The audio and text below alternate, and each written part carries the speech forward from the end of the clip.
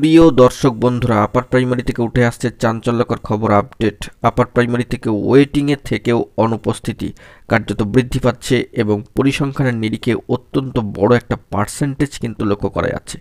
আজকে এই প্রসিডিওরের অর্থাৎ সেকেন্ড কাউন্সেলিংয়ের দ্বিতীয় দিন এবং উঠে আসছে থার্ড কাউন্সেলিং ঘিরে ব্রেকিং নিউজ। অবশ্যই সবটা আলোচনা করছে, অত্যন্ত গুরুত্বপূর্ণ আর্জেন্ট খবর আপডেট। অবশ্যই ভিডিওটিকে তাই শেষ পর্যন্ত ওয়াচ করবেন, কোনোভাবেই কিন্তু স্কিপ করবেন না। চ্যানেলটিকে এখনই সাবস্ক্রাইব করে নিয়ে সঙ্গে থাকবেন। চলুন কথাবার্তা না বাড়িয়ে মূল টপিকে ফোকাস করি। অত্যন্ত গুরুত্বপূর্ণ খবর আপডেট, ওয়েটিং থেকে অনুপস্থিতি কার্যত বৃদ্ধি পাচ্ছে ও থার্ড কাউন্সেলিং ঘিরে এই মুহূর্তে ব্রেকিং নিউজ আপডেট। বন্ধুরা, আমরা সকলেই জানি যে দ্বিতীয় কাউন্সেলিং চলছে এবং দ্বিতীয় দফার কাউন্সেলিংয়ের ক্ষেত্রে লক্ষ্য করা যাচ্ছে আপার প্রাইমারির ক্ষেত্রে ওয়েটিং বন্ধুরা যারা ডাক পেয়েছেন সেখান থেকেও কিন্তু লক্ষ্য করা যাচ্ছে অনুপস্থিতি প্রত্যাখ্যানের সংখ্যা, এবং সেটা কিন্তু নেহাত কম নয়। পার্সেন্টেজের নিরিখে সেটা কিন্তু 25%, 26%, 27%ও বেশি হয়ে যাচ্ছে।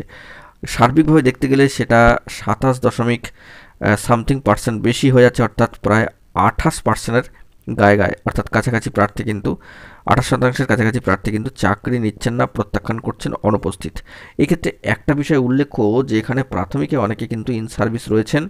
তারা যেহেতু অনেক বছর ধরে চাকরি করছেন প্রাথমিক ইন সার্ভিস, তাই তারা চাকরি যোগদানের ক্ষেত্রে আপার প্রাইমারিতে যাচ্ছেন না বা স্কুল চুজ করছেন না। তারা অনুপস্থিতি প্রত্যাখ্যানের কারণবশত কিন্তু শূন্যপদ থাকছে। তো তাদের এই মহানুভবতাকে অবশ্যই কুর্নিশ জানাতে হচ্ছে, ধন্যবাদ জানাতে হচ্ছে। তারা অপরের জন্য সুযোগটা ছেড়ে দিচ্ছেন। তারা বর্তমানে ইন সার্ভিস রয়েছেন। প্রাথমিকে দীর্ঘদিন চাকরি হয়ে যাওয়ার কারণে তারা কিন্তু আপার প্রাইমারিতে আসছেন না। অনেক ক্ষেত্রে আপার প্রাইমারি স্কুল দূরে হওয়ার কারণে প্রাথমিকে চাকরি করছেন, যাচ্ছেন না। নানাবিধ কারণ উঠে আসছে। তাদের মহানুভবতাকে অবশ্যই স্বাগত, ধন্যবাদ, কৃতজ্ঞতা কিন্তু জানাতেই হচ্ছে।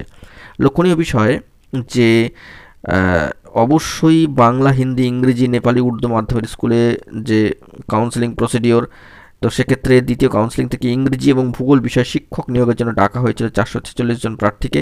তার মধ্যে 322 জন মতো প্রার্থী কাউন্সেলিংয়ে অংশ নিয়ে সুপারিশপত্র নিয়েছেন, কিন্তু অনুপস্থিতি প্রত্যাখ্যানের সংখ্যা কার্যত 124-এর কাছাকাছি।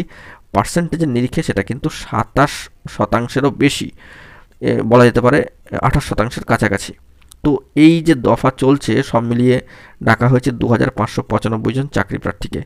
তো আজকেও বুধবার 18 তারিখ, আজকে 18 ডিসেম্বর, 623 জন মতো প্রার্থী কাউন্সেলিংয়ে ডাক পাচ্ছেন। ডাক পেয়েও গড়হাজির প্রত্যাখ্যানের সংখ্যা বাড়ছে। সূত্রের খবর, একাধিক জটিলতার কারণে কিন্তু অনেকে উন্নতর চাকরি করছেন, নানা কারণে অনেকে প্রাথমিকে চাকরি করছেন, রাজ্য সরকারের অন্যান্য পদে তারা চাকরি করছেন, ভিন রাজ্যে স্কুলে গিয়ে চাকরি করছেন। সেক্ষেত্রে তারা আগের চাকরি ছেড়ে এলে এই চাকরি নিলে 10 বছরের কাছাকাছি সার্ভিস কন্টিনিউশন পাবেন না বলেই অনেকে কিন্তু কাউন্সেলিং আসছেন না। তো এটা আগেই জানিয়েছে, অনেক ধরনের কিন্তু কারণ রয়েছে। তো সেক্ষেত্রে এই যে শূন্যপদগুলো ফাঁকা হচ্ছে, সেখান থেকে অবিলম্বে তৃতীয় কাউন্সেলিং অর্থাৎ থার্ড কাউন্সেলিং করে 14,052 সকলের নিয়োগকে নিশ্চিত করতে হবে, এরকমই বার্তা কিন্তু দেওয়া হচ্ছে পশ্চিমবঙ্গ আপার প্রাইমারি চাকরি প্রার্থী মঞ্চের তরফ থেকে, সম্মানীয় সভাপতি সুশান্ত ঘোষ মহাশয়ের তরফ থেকে।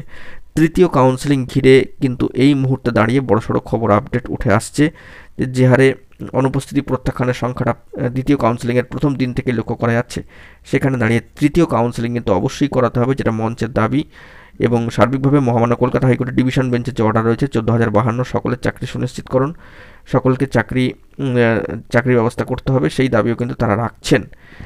তো ক্রমশ এই বিষয়ে পশ্চিমবঙ্গ আপার প্রাইমারি চাকরি প্রার্থী মঞ্চের নেতা সম্মানীয় সভাপতি সুশান্ত ঘোষ মহাশয় বলছেন, এর ফলে কিন্তু ওয়েটিং লিস্টে থাকা নানা বিষয়ের চাকরি প্রার্থীদের চাকরি পাওয়ার সম্ভাবনা ক্রমান্বয়ে বৃদ্ধি পাচ্ছে। তো অত্যন্ত গুরুত্বপূর্ণ খবর আপডেটটি উঠে আসলো। তো এখন এটুকুই, সকলে ভালো থাকবেন, চ্যানেলটিকে সাবস্ক্রাইব করে সঙ্গে থাকবেন। ধন্যবাদ।